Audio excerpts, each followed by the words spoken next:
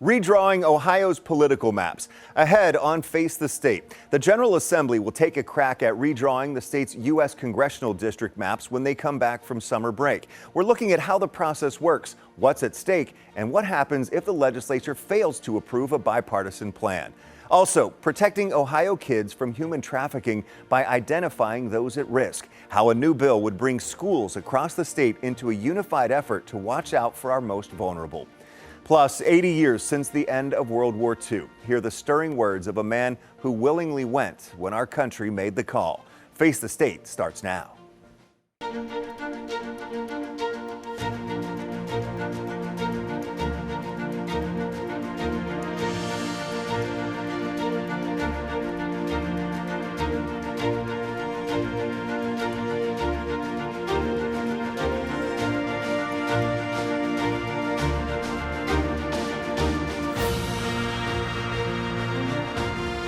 Thanks for joining us for Face the State. I'm Doug Petcash. Congressional redistricting. It's a process that may sound complicated or even boring, but it's critical in possibly determining who represents you in the U.S. House of Representatives. Redrawing political maps can shift the balance of power in a particular congressional district from one party to another, or strengthen or weaken a party's voter numbers in that district. Right now, Ohio lawmakers are getting ready to redraw the state's maps. The General Assembly's first deadline to adopt a plan is the end of this month. Redistricting is supposed to be done every 10 years after the U.S. Census, but Ohio hit a political roadblock, so has to do it again now. Here's what happened. A supermajority did not agree to the maps adopted in 2022, so they're only good for 4 years. The new map will have to be passed with a 3/5 vote in both the Ohio House and Senate, and by at least half of the minority Democrats. If it doesn't pass, the Ohio Redistricting Commission has to adopt a plan by the end of October with Democratic support. If it seems like the state just did this, you're right. When Ohio last went through the redrawing process, maps were being drawn for the state legislative level and the congressional level. This time, it will only be the state's 15 congressional districts being redrawn. The legislature is now accepting map submissions from the public through an online portal. At this time, Republicans hold 10 of the 15 seats to the Democrats' 5. Political experts say Republicans are looking to pick up a couple more seats through redistricting. Now, don't confuse what's happening in Ohio with what you've probably been hearing about from Texas and California, where bitter battles and back and forth over redistricting for the midterm elections have been going on. Ohio's situation is somewhat different. Joining me now to explain all of this is Bowling Green State University political science professor, Dr. Nicole Califf-Hughes. You may recall she joined me as an analyst on election night for the presidential election last November. Good morning, Dr. Califf-Hughes. How are you? I'm good. Thank you for having me. Absolutely. Thank you for being here. So first of all, why is Ohio's situation different than Texas and California? So we're in a little bit of a different position based on our state constitution here and based on a constitutional amendment that was passed in 2018 that was designed to guarantee that we have a little more bipartisanship in the process. This is a new thing for Ohio. It was the first time we did this was after that 2020 census when we were having to redistrict. And so we were going to have to do this regardless of what happened in other states, regardless of what the current administration called for in Texas, regardless of California's response. We were going to be here no matter who won the election based on our own state constitution. Now, those are being redistricted because of the upcoming midterm elections. But if the maps here are approved, they'll still have an impact on 2026 in the midterm here, correct?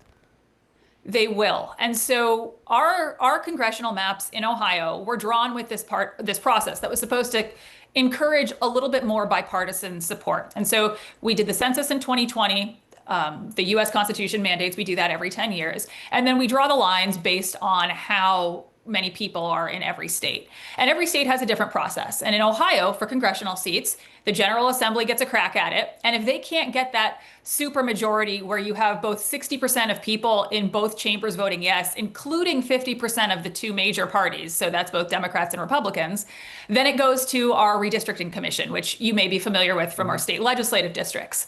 If they can't get it done with enough bipartisan support, then it goes back to the General Assembly, and then they get another crack at it, and then they can essentially keep trying until it passes with a simple majority.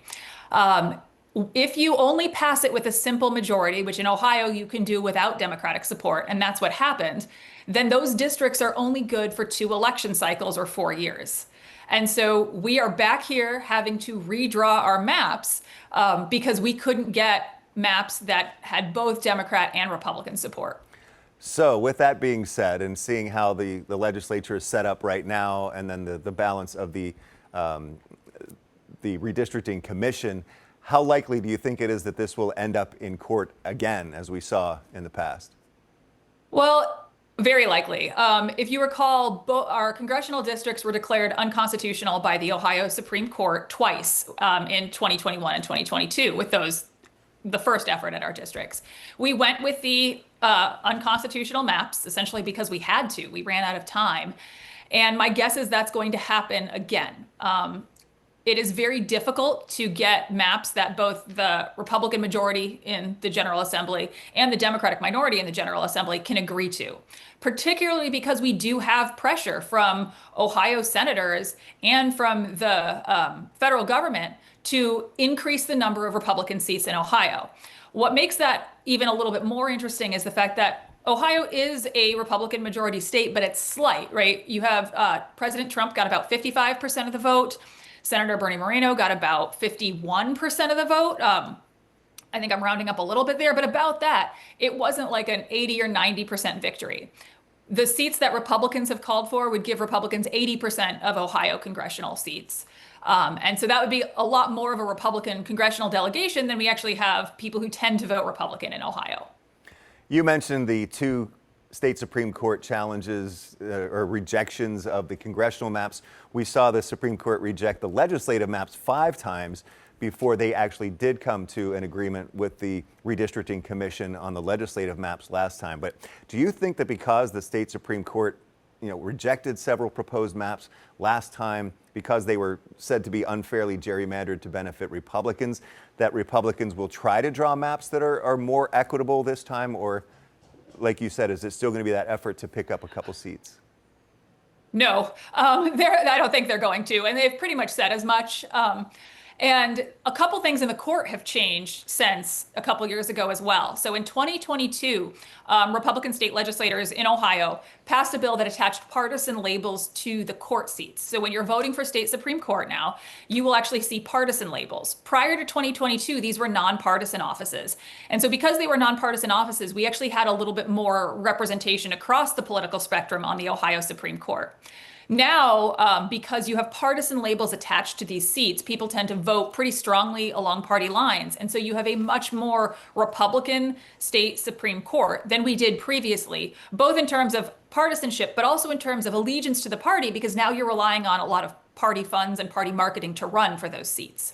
And so we have a much more Republican state Supreme Court. And so my guess is they're not going to find these districts as quickly as unconstitutional as they did previously, but we don't know because we're in totally new territory here. Yeah, the state Supreme Court now 6-1 with a Republican majority. Now you touched on it, talking about if the Republicans pick up seats and the percentages. So why again is all of this so important? Why does it matter to voters? Well, this should matter to voters regardless of what your partisanship is, because we tend to think about members of Congress. Political scientists often refer to members of Congress as single-minded seekers of re-election. They run for re-election every 2 years. We know there was a really strong incumbency advantage there, so we tend to re-elect the same people.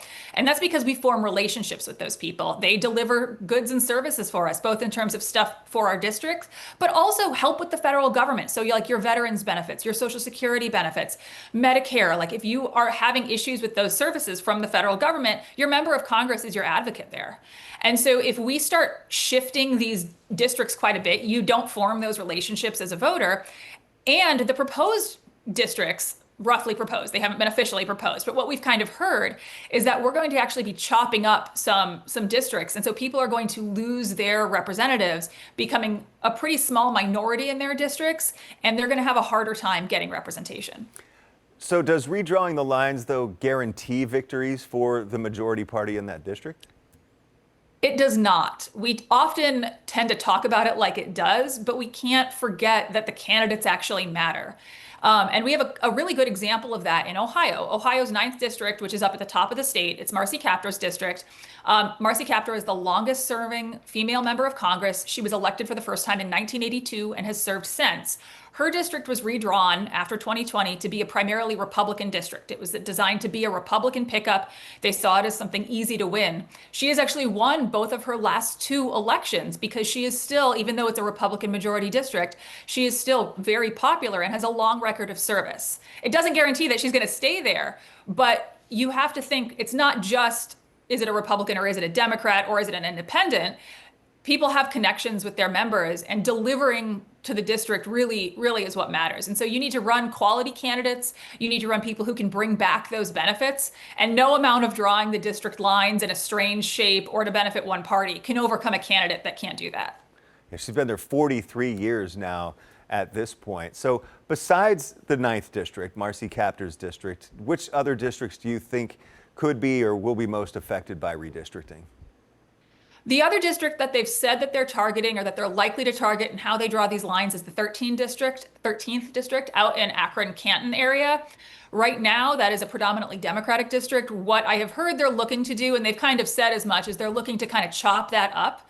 So instead of having a Democrat majority district, the Democrats become the minority in a couple of other districts, and that will sliver that off. And they're looking to make that one of their Republican pickup seats. Or so people have said. We can't know for sure until we actually see what the drafts look like. And if that does come to fruition, then the Republicans would have 12 seats to the Democrats' 3 representing Ohio. So in the time we have left, what should viewers watch for, viewers watch for in this process? A couple things. I think they should watch for what the maps look like, how the maps change, whether they are like compact and contiguous, like whether it's like a strange looking shape. We tend to like districts that are fairly compact because that usually means you're picking up the same population. Make sure the districts aren't cutting up the communities so much that your like school district is in 2 or 3 congressional seats. That would be kind of strange. And to actually see who your representative is going to be. Voters don't really have a chance to weigh in on these districts in like through an election. We're just kind of, the result is the result, essentially, that the legislature decides or the courts, wherever it ends up. So I think really paying attention to who your representative is, what these districts actually look like, and who your state legislators are. You always, as a voter, as a resident of Ohio, always have the opportunity to reach out to your representatives or your senators in the General Assembly, and you can share your concerns with them. And regardless of whether you think they're doing the best job or the worst job or anywhere in between, you have the opportunity to make your voice heard. And so you can have your preferences kind of reflected based on communicating with your own elected officials. And we will see how this all plays out through September and possibly into October and beyond. Dr. Nicole Califf-Hughes with the Bowling Green State University, thank you so much for your perspective on this today. Appreciate the education on it as well. Thank you for having me. Have a great day. So coming up next on Face the State, Ohio consistently ranks high on the list of states with a human trafficking problem. Now a new effort could bring in one of the state's biggest resources to cast a statewide net to protect Ohio kids.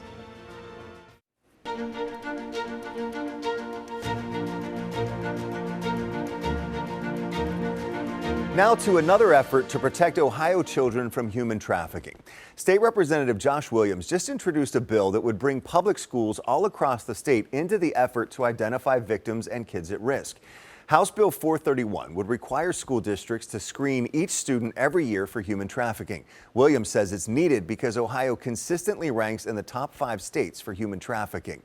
Under the bill, schools would use the Focus Youth Screening tool developed by the University of Toledo in partnership with the State Attorney General's office. Williams says the tool will help identify students who are being human trafficked or are at risk of it. Those students would then get the help they need, and the state would build a database of the hotspots for the crime. Punishment on the back end is not good enough. We need prevention as well. And this is one of the preventative tools that we've designed here in the state of Ohio, and we want to continue to use it and allocate funds to make sure that this can cut down on the chances of our juveniles being human trafficked in the state of Ohio. The Focus Youth Screening Tool was developed over 3 years by the Human Trafficking and Social Justice Institute at the University of Toledo. Executive Director Celia Williamson says it's a series of non-traumatizing questions written at a 5th grade level that takes less than 15 minutes to complete. The screening results tell you if the child is at risk or already being trafficked. Names and personal information of the individual children would not be disclosed or made public in any way. With this tool, we will be able to tell the state who is at risk in terms of geographic regions, in terms of various populations. And so the state will be able to distribute funds strategically and in targeted ways, which is a much better way to address the issue. The bill still has a long way to go. It has not yet been assigned a House committee for hearings. I talked with Representative Williams and Dr. Williamson more in depth about what the bill would do and how the screenings would be carried out. Here it is. What that tool is intentionally intended to do is to allow the University of Toledo to design this online portal that will be available for us to be able to essentially see a heat map over the state of Ohio to see where there is increased risk of human trafficking among juveniles in our school districts. And would it be targeted at a certain grade? No, it's going to be overall, it's going to be annual, and it's going to be at every single level. I think it gets to the point where it has to be above 3rd grade because there has to be a reading comprehension component to it. But it's essentially the University of Toledo, through allocated funds in this bill, will be given instructions to go to the schools and train the staff on how to implement the tools and come up with the best practices, and then work with DEW to set the guidelines on how often, when they should be actually issued. What about parents who might be insulted that their children are being screened, for possible human trafficking? Well, we've had a conversation about that, about allowing a waiver component, and we're going to be in discussions about that during the committee process. But let's be clear, we know the number one driver of human trafficking is always a family member of a juvenile. That is the highest risk of human trafficking, is someone that's actually related to the juvenile. I think most parents, I'm a parent, I think most parents would be satisfied knowing that the information is not going to be publicly available. It's not going to be individualized to the student. It's going to be aggregated data that's going to be provided. And the availability of cutting down on the chance of their child being human trafficked in the state of Ohio, I think will provide parents with a sense of relief. Representative Williams said it would kind of almost give the state a heat map Absolutely. of where the problem areas are. Absolutely. That is so critical when you have limited time, money, and resources. You have to get to the issue. And so we're doing a lot of things in Ohio. Ohio is really one of the leading states addressing human trafficking. But one thing that we really need to do is we need to go back to that foundational level. Who is being trafficked? Where are they? What populations? So that when we spend our money, we are spending it in smarter ways. How does it work? Yeah, it's a tool that asks a few questions, non-traumatizing questions. We figured out how to ask questions in a way that we could elicit more truth from young people. It's written in 5th grade language. It's a tool that any young person with a 5th grade level of comprehension could take themselves, or somebody who is trained could administer it. And what it would do is it would tell you if this young person's at risk or if this young person is being trafficked. Our dream then is to have a portal where this data goes into the portal so that communities can get information by zip code, by region, and non-governmental agencies who are trying to combat this issue can put actual numbers into grants and get funding to be able to address the problem in their agencies. Now, if the bill passes, the University of Toledo would train school district personnel on how to use the tool next school year. Then screenings would start in the 2027-28 school year. Representative Williams thinks this bill may be wrapped into the Human Trafficking Prevention Act, which passed in the Ohio House unanimously in June and is now being considered in the Senate. Well, if you've checked your electric bill lately, you've likely experienced some sticker shock. Ohio electric bills rose by more than $15 a month this year and are expected to keep climbing. But help could be on the way no matter where you live. 10 TV's Kevin Landers looks into one lawmaker's possible solution. On scorching summer days when Ohioans turn on the AC, or on frigid nights when we turn up the heater, the state's electric grid can strain under the pressure. an Ohio lawmaker has a solution to lower your energy bills and put money in your pocket. Having your thermostat or water heater under the control of your electric company may sound like a strange concept, but that's exactly what State Representative Roy Klopfstein is proposing. Our electric prices are not going to go down. And the best I think we can hope for at this point is stabilization or less increases. Klopfstein has proposed making voluntary demand response statewide. AEP already offers the program to its customers. They give them the ability to manage peak demand.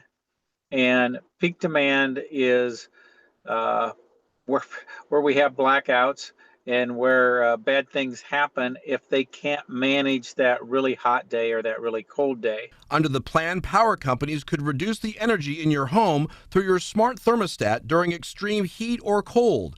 The goal is to reduce the load on the electric grid. Representative Klopfstein says using less power can save residential customers money. We're at a point now where between inflation and demand, your bill's going up. I don't see any way it will not be and continue to go up in the near future. The Ohio Environmental Council supports the voluntary demand response proposal. Folks who are enrolled in a demand response program will have their thermostats adjusted by a few degrees, maybe 1 to 3 degrees. They will get a notification on their phone and they can opt out at any time or override. Large energy users like data centers and hospitals already use demand response programs to help reduce their energy consumption and prevent the grid from getting overloaded. If lawmakers approve this latest proposal, residential customers statewide will get to enjoy the savings. Demand response programs are a very cost-effective way to reduce strain on our electric grid while saving folks money. And if lawmakers do approve this plan, it will ultimately need to be approved by the Public Utilities Commission. Kevin Landers, 10 TV News. Thank you, Kevin. Still ahead on Face the State, perspective from the greatest generation on the sacrifices that saved the world from tyranny.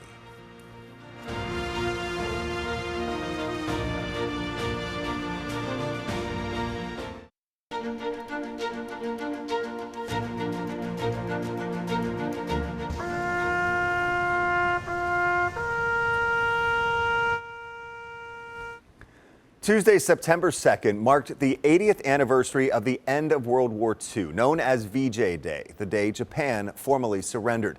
A number of surviving veterans, ranging in age from 97 to over 100 years old, laid wreaths at the World War II Memorial in Washington, D.C.